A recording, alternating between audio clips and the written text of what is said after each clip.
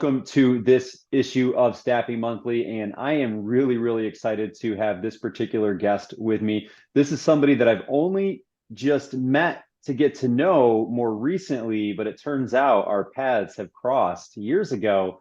And that's why I'm really excited. So everyone that has I guess, experience with me, you know that I geek out over sales and leadership and strategy. And you also know that I'm a Sandler guy. And that's my foundation of my training. I love that model. And every time I interact with other sales leaders, professionals, executives, I can pick up on the usage of the Sandler system. I can just see how they beautifully weave it into a conversation to be intentional and deliberate to move that conversation towards a positive outcome. And this is somebody I had a chance to meet through LinkedIn. And she actually was a Sandler trainer, a successful Sandler trainer for many years, and decided to elevate her passion to being a leadership coach, where she actually helps leaders achieve their goals in 90 days. And when I first heard that, I was like, how is that even possible? What are you doing? And she leveled with me. She was like, most people have these roadblocks in their way, these mental roadblocks, these behavior patterns, these assumed constraints, these little things that hold them back from achieving their goals. And sometimes it's self-sabotage, and she gets in there and she works with them at that high level to help remove all of that stuff so they can actually be effective, so they can hit their goals and live the life that they really want and deserve. So with that, I'm really, really excited to introduce to you Rochelle Carrington, who is the president of Bulletproof Management. And Rochelle, I'm excited to have you here today. Thank you for spending time with us at Staffing Monthly. Absolutely. Thank you for having me here. I think you did a better explanation of what I do than I do. So thank you for that. It's because I believe in it. Like I'm there, and who's not, right? Who doesn't have imposter syndrome on the daily, right? Like you see it all the time, right? Right. Absolutely. So obviously that's a whole other conversation that I would love to get into. But given the timing of this interview and this issue, that the topic I really want to dig into is sales planning. In the staffing industry, there's this sense that the recession is going to come. Maybe we're here, maybe we're not, but there's going to be some sort of economic downturn. We're seeing it in the tech sector, which is a very interesting leading indicator for us. So everyone's like, what do we do? And the answer is start selling. Like you have to get out in front and selling. So leaders are figuring out how to knock the dust off the old playbooks, how to build out a sales plan, how to coach their people up, how to hire salespeople. So that's where I want to live today. And I just want to pick your brain in that. And my big question for you is this. With your sales executive leadership hat on, if you're approaching 2023, how are you setting up the sales plan for your team to hit the organizational goals? Okay, that's a great question. I mean, as you said, the fix to any problem is just to sell more. That's the fix to anything. Bring in more revenue. The challenge then becomes, how do we go about doing that so that we're not just going out there and doing a ton of activity that may or may not work? And so I would look at it in a couple of ways.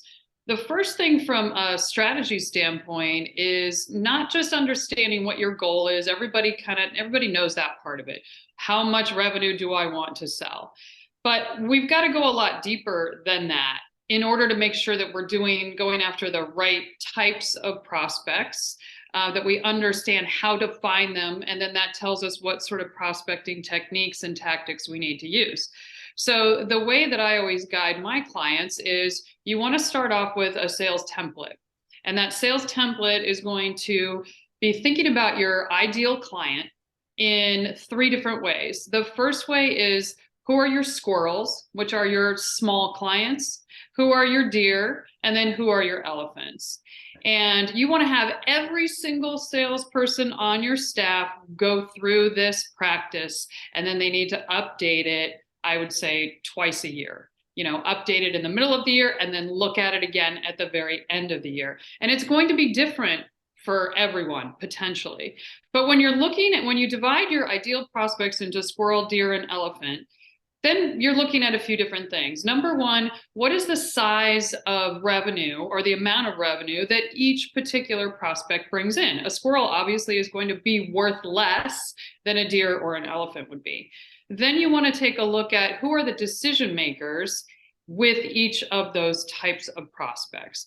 With a squirrel, you may have one person that's the decision maker, and that makes it very simple. When you're going up to an elephant, you might have multiple decision makers. That makes for a more complex sale. We also want to take a look at, are there anything from an industry standpoint that would be different? So are squirrels only in certain industries, or are they across the board? And so you want to look at what industries you're doing. You want to look at if there's any geography associated with it. Then you want to look at what is the sales cycle. A squirrel ideally is going to be a 1 or 2 call close. And by call, I don't count the prospecting part of it. It just is the actual meeting that you're having to figure out whether you're going to do business or not. So a squirrel should be a very short period of time, a short sales cycle. An elephant is going to be a longer sales cycle. And then you also want to look at what your closing percentage is on those as well, because oftentimes we find that people close at a higher rate on squirrels, small deals, than they do on elephants. And so once you've got all of that data, you can then take your goal and say, okay, if I'm going to sell, let's just say $1 million this year, how many squirrels do I want? How many deer do I want? How many elephants do I want? Then I take a look at, where do these people hang out? Because we know that squirrels, if you think about kind of the concept behind it, they're all over the place. Yeah. You go into your yard, and in most areas of the country, you're going to find squirrels everywhere, right? They're running around like crazy. You're not going to find elephants everywhere. So you really want to think about, where do they hang out? Who do they hang out with? Because that helps you determine the best way to go out and prospect for them. How should you prospect a squirrel versus potentially an elephant? And so if you can figure out all of those things, and then you want to make sure that your people are tracking how many of each one they get. Because I have had clients who have not looked at their prospects as squirrel, deer, and elephant. They sell a ton of stuff. They close a lot of business, but then at the end, they still fall short of their goal because they've sold potentially, or they've closed, let's just say, 100 squirrels, and that Right. doesn't equal $1 million. And they're like, but I closed so many deals. So you can't just look at reaching your goal as, how many deals do I need to close? You've got to look a little bit deeper than that and go, what type of deals? Because every deal is not the same. Every deal is not created equally. Wow. I'm like speechless. So I love every bit of that. And even in all my years of sales training and even Sandler, I've never heard the squirrel, deer, elephant specific metaphors, right? Like I've known the concept, but that was just that's a fun one.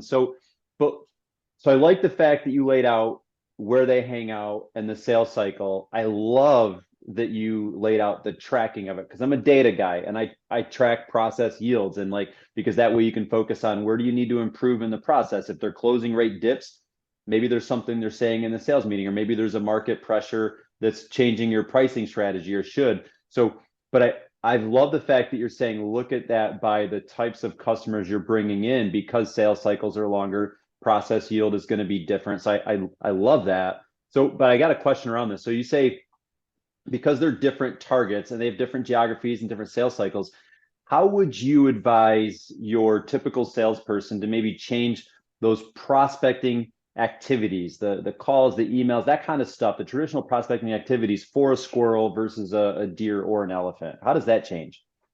Well, I think it changes in a couple of ways. Number one, potentially it's going to be a little more challenging to reach a decision maker at an elephant, a bigger company, than potentially at a smaller company. And so as a result, you may need to look more for referrals. Look on LinkedIn and see if someone else knows someone at that company and they can introduce you in. That's one of the best uses of LinkedIn, is looking at your connections and who they know, who they're connected to, and then asking them to introduce you to that company or that person. I think a lot of people, not enough people really do that. So you can look at it that way. You can also look at it from a networking standpoint. If you're looking at squirrels, squirrels are going to hang out at, sort of idea, generally smaller or less expensive networking events, Yeah. right? And elephants will probably hang out at more expensive. So if you're going after a lot of elephants, then you need to be at events that have high ticket prices, because otherwise you're not going to get the right kind of people. And so that's just an example of how you might look at that and go, okay, don't just network anywhere. I want to make sure I'm networking where the people that I'm looking for are hanging out. And so that's a really kind of nuance that a lot of people don't look at. That's smart. No, that is smart. And that's when I saw you segment that way, I'm like, that's how that would, I'm almost picturing my data tracker. I'm like, that's how that would need to be, would be changed. Mm-hmm. So keeping your kind of sales manager hat on for a second, if you had a team of people and you've got some that are more experienced, they've been around selling staffing for 3, 5+ years, you got that kind of 1 to 2 year person that's just sort of starting to figure things out, be self-sufficient, and then you got those green brand new 6 months or less. Do you change their approach? Do you give like the newer person maybe like more squirrels to target, and maybe the mid-level person, maybe more access to deer and elephants in their goals? And do you give like more tenure person maybe autonomy to figure out where their money comes from? Or how do you manage that team in relation to this segmentation of the squirrels, deer, and elephants?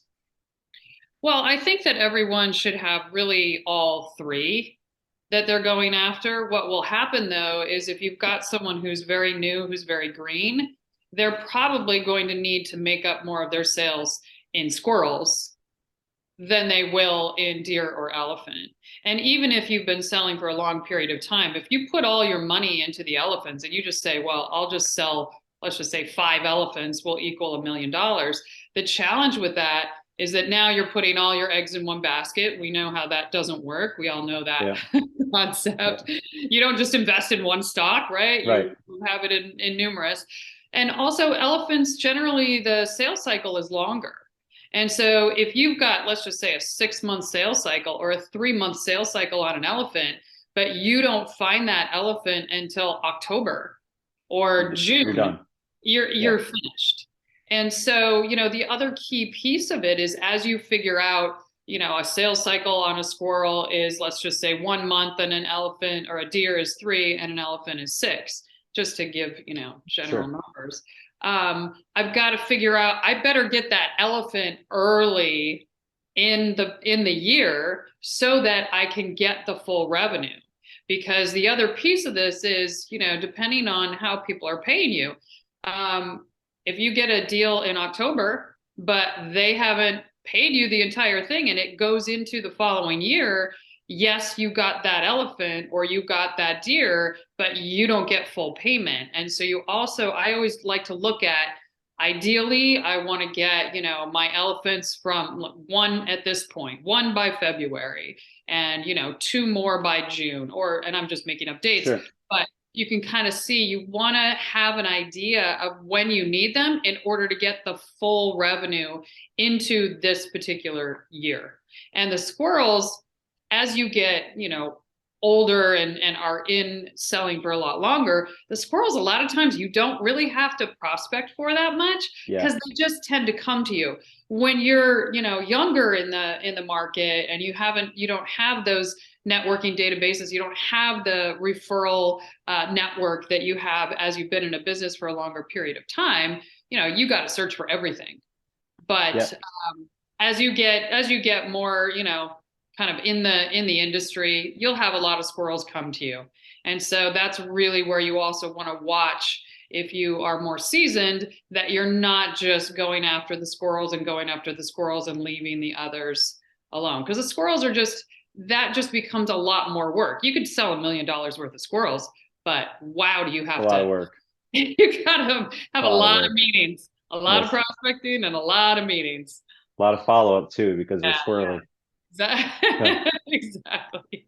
So so I love that. So now let's switch to the goal setting piece. So it's like, if we use that level of 1 million, if you want to get $1 million of revenue, but it's not it's not always reasonable to assume that that brand new person should have the same type of goal as a more senior person. So there's going to be like three-part question. I'm just going to lay it out so you see where to go. That way, if you just get into a flow, you can take it all the way through.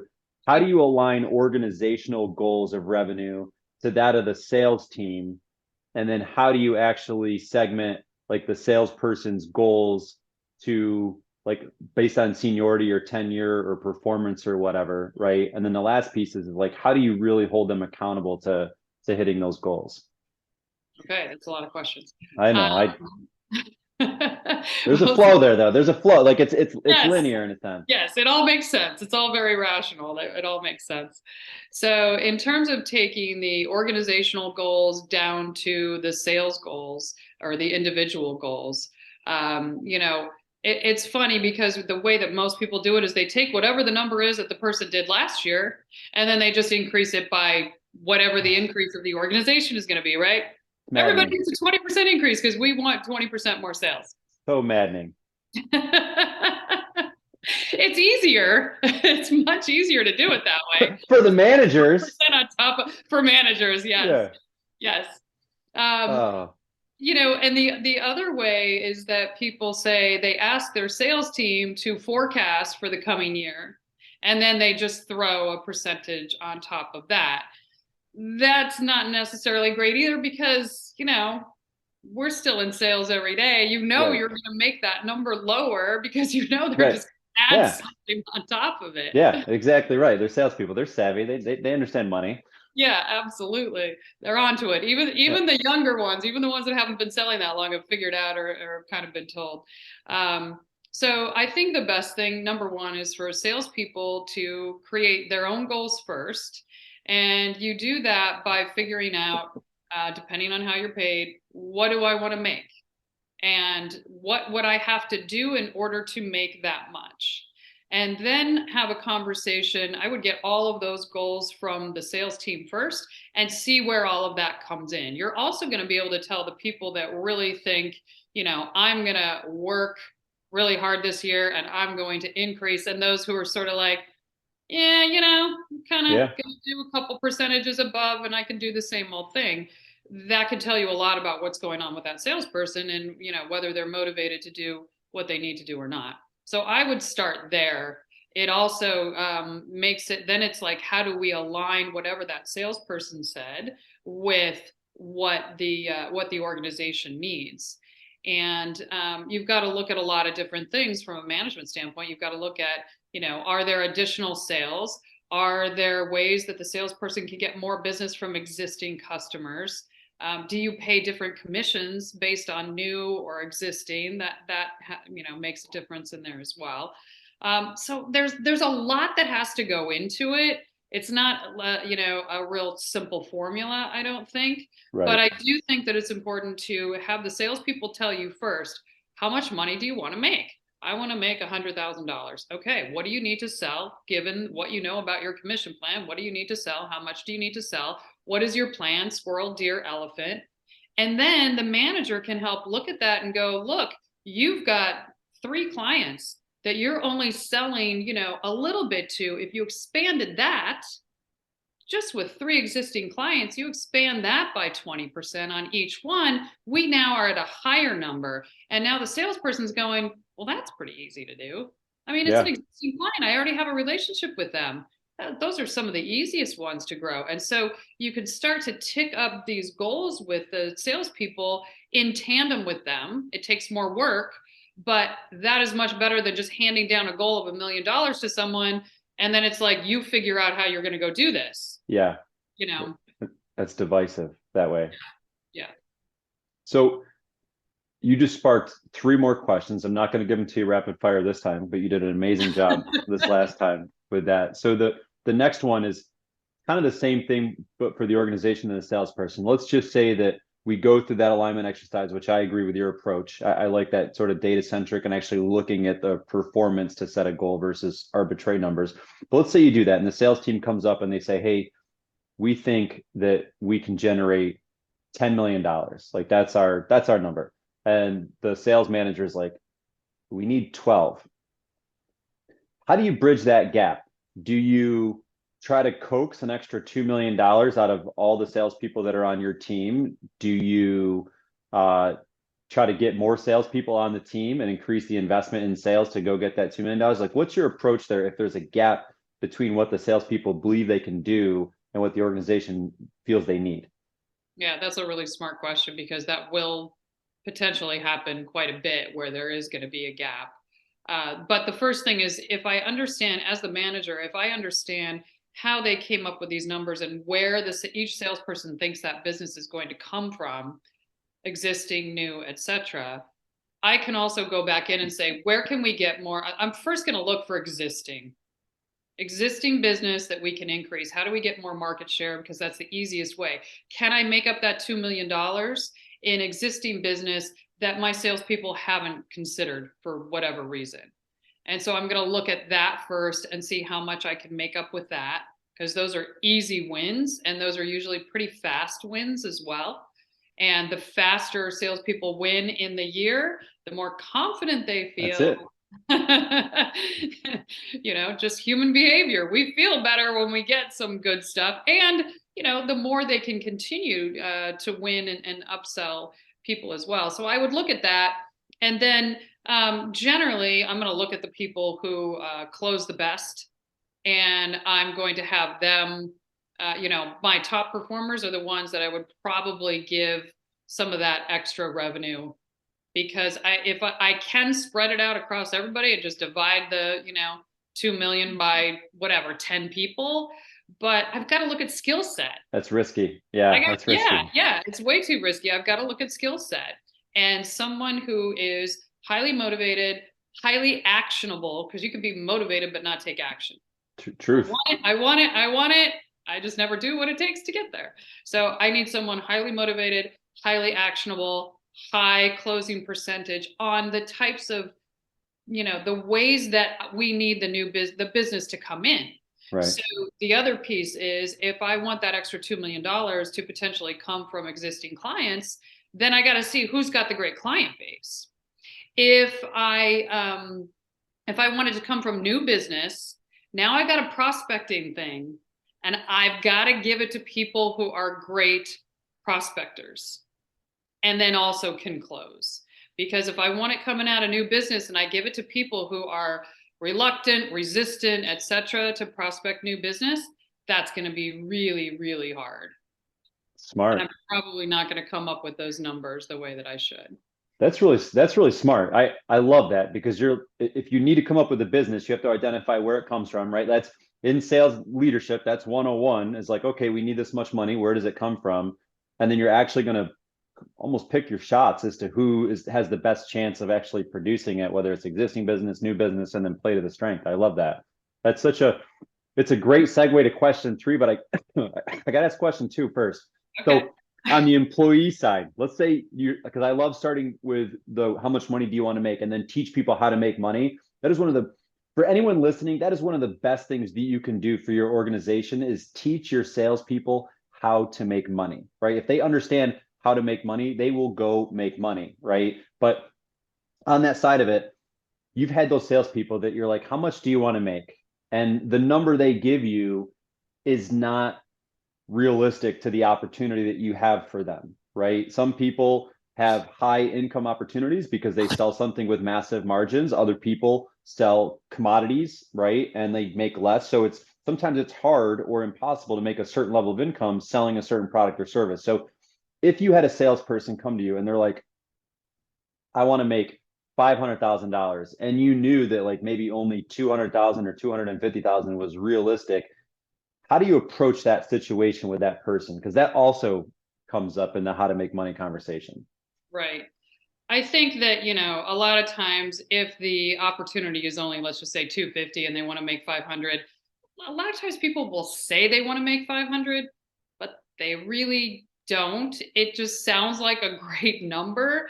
Their mindset really isn't going to support them to be able to pull that off for most people. So you can look at different things. Maybe there's some sort of other incentive that could be done where, we've got a baseline goal that gets them to 250. And then if they're able to get up to that 500, that means their goal is going to increase significantly. Then maybe there are some kickers or something like that that can be put in place there. But sometimes we have to make sure, well, all the time, I think we got to make sure that whatever it is that the salesperson wants to make, does their mindset support them making that? Because if it doesn't, they're not going to do the behaviors. They're not going to do the things. They are going to somehow self-sabotage that. And the other question is, why 500? Have they ever made anything close to that? Right. To go from 250 to 500, what did they do last year? Right. And is there really the opportunity for them to double it? And and if there isn't an opportunity, if they want to make 500 long term and the opportunity you're giving them is only to make 250, having that conversation and being realistic about it and saying, here's how we could get you to that over an X number of years. You build your business so you've got a lot of recurring, right, or that you're getting bigger deals, then we'll be able to get you to that. So, but we've got to be realistic, because otherwise you've got people that believe they can make that and then they don't, and then they're going to want to leave and they think it's your fault. Yeah, they get resentful. Yeah, absolutely. And you don't want to lose good people that way. It's true. And one thing that I've seen that a lot of leaders don't realize happens is when employees are quietly resentful, it's not so quiet in front of the customer. And sometimes they take those sales meetings as confessionals in a little bit, and they'll start to spew a little toxicity to your prospects and to your clients, and you don't even know what's happening. So I like the approach. It's always important to cover it right up front and then give people a kind of a roadmap. And that goes along the lines of teaching them how they make the money with the opportunity you have for them. Right. So my second to last question, which is this is the third of the last trio here, is because you mentioned, where does the money come from? Some it's going to have to come from new, some's going to have to come from existing. If it's a salesperson that has to manage both, right? They bring in new business, but they also have a bit of territory management. Talk to me about your approach on territory management. How do you guide people to be super efficient with managing a territory to grow the business and do the customer relationship building stuff they need, while still allowing time to do the new business stuff? Well, I think that number one, people should put prospecting on their calendar every single week for the same time, every single week, no matter what, for the rest of their lives. It just goes on repeat. And like, that's just it. And there's no single, people always ask me, like, what is the best time to do it? What is the best time to make the phone calls? What is the best time to, do networking or ask for referrals? The best time to make phone calls is whenever you put it on your calendar. Yeah. When you have the time to do it. Yeah. It doesn't matter whether it's 9 a.m. or whether it's, 3 p.m. There is no best time. Yeah. It's really get it on the calendar, decide you're going to do it every Monday, Wednesday, Thursday, switch up the times a little bit, get it on the calendar, and then you have to treat that like a real appointment, like you would for anything else, because that is your moneymaker. And then also making sure I love it, because you're right. It's so true. And like, so what the phrase you just said is so powerful.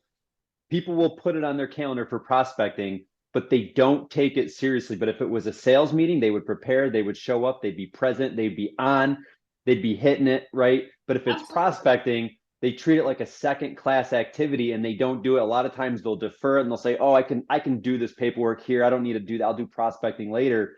Right. And what you just said is so true. If they took it seriously and they show up, if they show up in the moment and they treat every phone call and every email and every behavior and every prospect thing as if they're sitting in front of an elephant prospect or an elephant, they'll close more just by having the mindset right. So I didn't mean to interrupt, but you said it and I'm like, yes. Well, if you think about it, those prospecting appointments is your ATM machine. It's just a matter of how many times do you need to go to the ATM to get the money out, and how much money are you going to get every time? If I have, if I want to go get money from the ATM and I put it on my calendar and I never show up, well, I'm not getting any money out. So I have to treat it, even though, look, nobody likes prospecting. No one does. And if they tell you they do, they probably haven't done it in like 3 years. Yeah, they're sales managers. Exactly. They're managers that are like, you go do it. It's really fun. Yeah. So I'd say, 90% of people do not like it.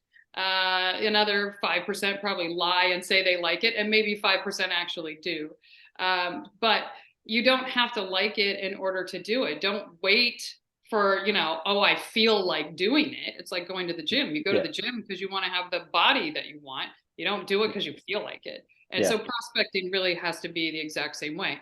So just in terms of your territory management question, if I have templated out or placed out on my calendar, I know exactly when I'm doing my new prospecting. I know how many networking events I need to go to each week or each month, and I've got that laid out on there already. And then I'm going to have my existing clients on there that I'm going to ask for referrals, and I've got that on there already.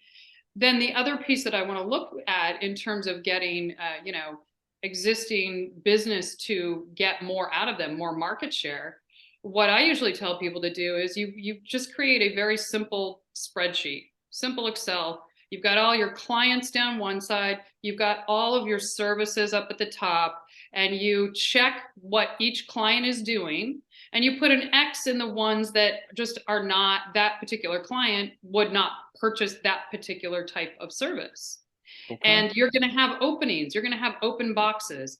And then all you do is you go back to those clients, you make a simple phone call that sounds something like, a lot of my clients have recently been asking me about X. Wasn't sure if that was something that you'd been thinking about within your company or not.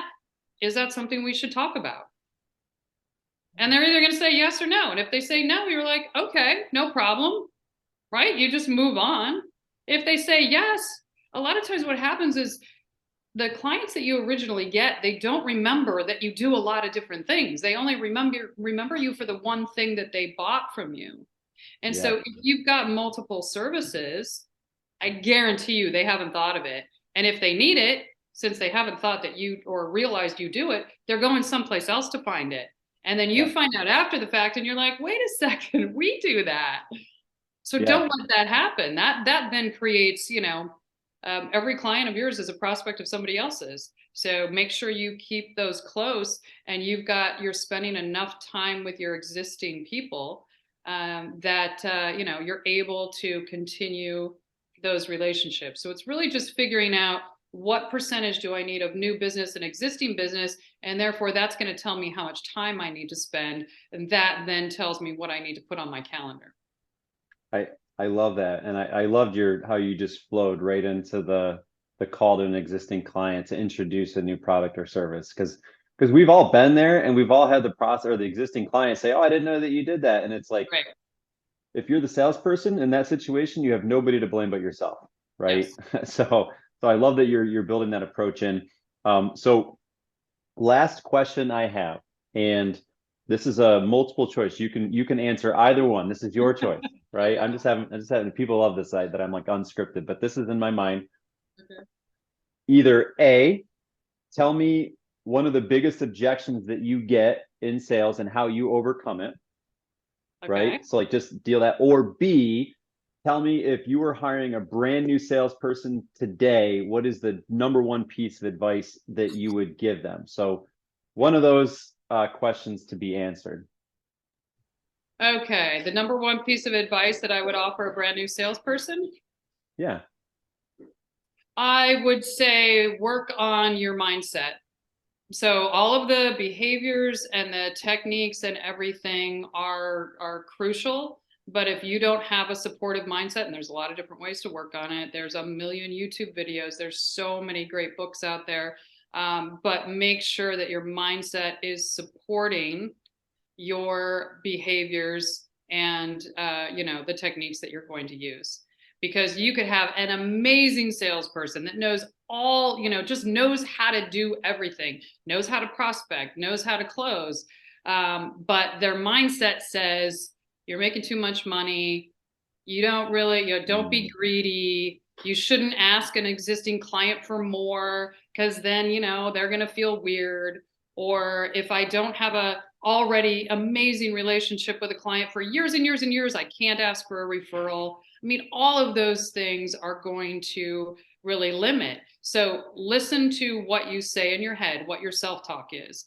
So when you've got to go do a behavior, let's say it's asking for a referral from an existing client, but your head goes, We haven't really done that much. They're brand new. They've only been with us for like 2 months. They're not going to be ready to do that. Well, I got to listen to that, write that down, and I've got to fix that because that will keep coming up again and again. Why would I believe that just because someone's only worked with me for 2 months, they wouldn't refer me? What is going on there? Because that Wow. will stop the behavior every time. That's that's powerful. So that's the head trash. That's the baggage that we carry up the ladder. And that's probably the baggage that you even see when you're coaching executives and leaders that are just kind of stuck in their own head at whatever plateau that they're on, right? Like that's kind of your Absolutely. Absolutely. And I also experienced it myself in, my Sandler business for 15 years. I mean, I, studied all the technique and the behavior and everything and what I had wished that I had done. And I did look at all the mindset stuff, but I thought, at least in my first 2-year journey of that, I focused so much on technique and behavior, and I didn't realize the head trash part that I had. And once I got that stuff worked out, it just things became a heck of a lot easier and business just started to flow and come. And, working on head trash, you got to do it for a lifetime. yeah, It's not a one-time dump, yeah. but it is really important to look at. And that's the thing that will hold anybody back. So that's interesting. So that's really your primary focus on that side with Bulletproof. And you work with the tops of organizations, and ideally they can take those same things and kind of cascade or let it permeate through the organization to help clear some of that baggage up at the rank and file employees. Do you see that happening? Well, when I'm working on head trash things with people, with successful people, it's one-on-one, and it really is their personal head trash. It Right. is their personal story. We all tell stories about ourselves, who we are, how we do things, what we do, what we're good at, what we're not good at. And it's really taking a look at that story from the past and figuring out where those negative elements are and deleting that and rewriting it, and then also taking all the positive stuff that you believe and experienced in your life and jacking that up on steroids so you can get that, access that positive state anytime you want, so that even when you're kind of in a lull, you can get yourself back up very, very quickly. Just bounce back is what I call it, just like they do Yeah. in sports, right? You get hit, you got to get back up fast. You Short-term can't, memory. you can't, stay down for a long time. And so it's really working on with that individually. However, if someone is to work on it on their own, I would listen to people like Ed Milet's got a great, Oh, you know, uh, fantastic podcast. Everything he does is really, really good. There's so many different books. Tony Robbins has some good things as well. Obviously, everybody knows him. There's just so many different resources out there to really take a look at what am I thinking and what is my belief system. Most of the time, we're just not self-aware enough. We don't pay attention to what do we say to ourselves, because we say stuff all day long. all the time. All And the you got to time. really pay attention to that and then figure out, how I've got to fix it. And so there's all sorts of different ways to do it. You don't always have to get someone to help you do it, but there's a number It's of resources for that. it's true. And words matter, and I've been kind of a work in progress or maybe more of a reclamation project in this regard, but I know just one quick example that has been impactful for me raising small children, right? Everyone always says, oh, enjoy it now because it goes fast. Enjoy it now because it goes fast, which is true. And the older you get, the faster time seems to go. But there used to be this phrase that I would say all the time. And I realized that there was a bit of even though it's an innocent phrase, there was a negative impact of it. And all I had to do was tweak the phrase. And it's a phrase that most people they say, I can't wait. I can't wait for this to happen. I can't wait for this thing. I can't wait for this weekend. I can't wait. And it's true. It's like, because you're excited, you're looking forward to something. So it's a very innocent phrase to say that. But it's like a lot of times when you get caught up in the I can't wait, you start to rush through life. You start to run faster than you ought to. And it's like, I flipped that phrase around to I look forward to. And then it's actually that little mindset shift allowed me to say, I'm going to enjoy this moment. I'm going to enjoy the excitement or the anticipation or what I'm looking forward to in that moment. and I'm going to enjoy today because this is the only today that I get in all areas of my life, but especially with my family, on the way to that thing that I'm excited about. And so words do matter. And I think that's important. And last shout I got to give Ed Milat, man, that guy. Oh, I heard that dude speak live last Oh, year, that had to be amazing. and his story, if you're not familiar with this, I'm not going to give it away, but if you're not familiar with his story about how he became so good at just reading people, understanding people, elevating his EQ, is it, oh my gosh, it is amazing. It will, if you don't cry or get goosebumps listening to Ed tell that story, you're not human. But yeah, that guy he's next level. Like oh yeah. Anyway, I can go Yeah, on and yeah, on, totally, but totally agreed. And I think his heart is in the right place in how he's trying to help people. yeah, He's a great interviewer as well. So, but I love that. I look forward to. That's a really good point because we're so often looking for like that concept of I'll be happy when right, when I get this, when I get that, I can relax, I can be at peace, I can be happy, and all you have is the moment right now. And the yeah, other thing that I would say that is super easy to do is focus on what you want. We spend so much time saying, I don't want to be late. I don't want to be sick. I don't want to lose this deal. I don't want to, get fat. I don't want to, whatever, fill in the blank. And every time, just start to change that. When you say, I don't want to get sick, flip it to, I want to be healthy. yeah, When you say I don't want to be late, flip it to I want to be on time. Because then what happens is when I say I want to be on time, my brain then has to go, well, what do you have to do to be on time? You might need right. to leave earlier. You might need to jump on Zoom earlier, versus I don't want to be late. And then I find myself scrambling because it's like, wait, how did I end up being late? I said I didn't want that. So focus on what you want. When you that will make such a big difference. And I think it takes a ton of stress out of your system to just say, I want to be healthy. I want to eat good food. I want to do my best on this sale. I want to guide this prospect to make the best decision for them. Yes, I would like it to be in my favor, Yeah, but it's not always going to be, you right. know? And so we've got to understand that too. A salesperson's job is to help the prospect make the best decision for them at that particular time. And that may or may not mean that they work with you, I but it could mean they work with you later. It could mean they work with you never. But that's your job. If you're doing the right things to guide them to make a decision quickly, not drag it out for months and months and months, then you're probably, if your heart's in it in that way, I think you're probably going to do a pretty good job. And they're going to feel it. And it's just going to be such a better, interaction with that prospect. It will, and the experience matters. And one of my favorite frameworks for setting up a sales call, and this is where my heart is anytime I'm in a sales meeting, is that excuse me, is that I don't ever look to sell anybody. I don't ever feel like I've actually earned that right until one, I know I genuinely can help them. But Right.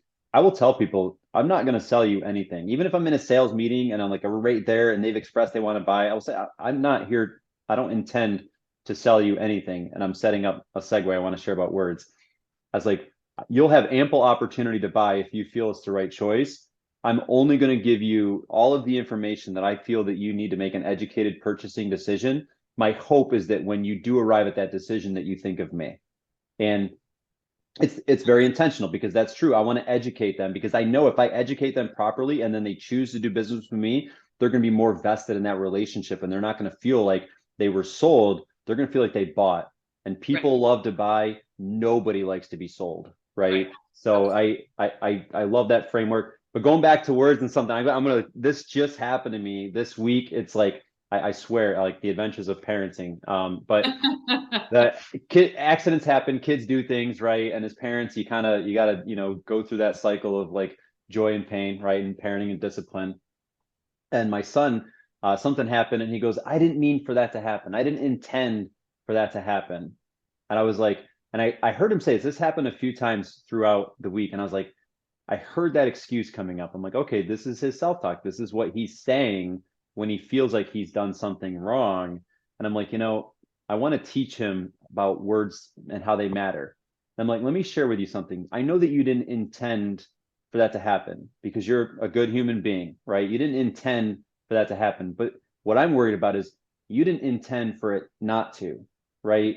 So when you don't intend for something to happen, it can sometimes be a bit reckless and leave opportunities for mistakes or accidents to happen. However, if you intend for something to not happen, you're more intentional and you're more deliberate about avoiding those mistakes and those potential accidents, and you will be better off. I was like, so I would rather you say, hey, I intended to not do this. I'm sorry, versus I didn't intend for that to happen because that's letting your life be up to choice and he was just like, that's really interesting about where I point my intention. And I was like, oh, you're getting it. So, Yeah, yeah. but words What could he matter. do? He was just being goofy, swinging a toy around and hit a sibling, nothing major, but it's like, oh, it's just, I didn't mean for that to happen. I didn't intend it. I was like, yeah, but you didn't intend not to, right? You were being a Yes. little bit reckless in that situation. No one was seriously hurt, but it's like, but I heard the phrase and I felt this is a perfect opportunity because like there's no major harm, no kids are like damaged, right? No one's broken. Like it's a good opportunity to focus on the mentality and the mindset because I don't have to focus on like anything else, right?